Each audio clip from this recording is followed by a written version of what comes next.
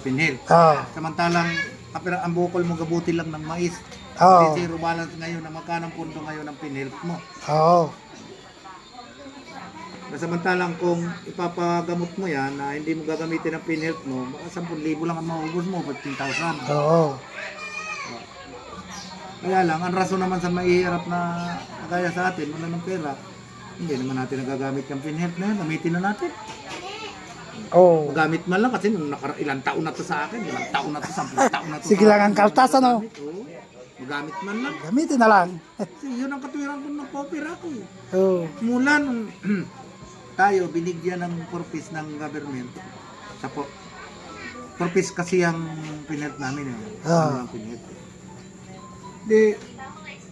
Hindi man lang hanggang sa natanggal na tayo sa pagka-purpose kasi wala na tayo nag-aaral. Hindi man lang natin nagagamit yan. Eto na pagkakataon na ito. May popera nga ako. Hindi nagamit ko.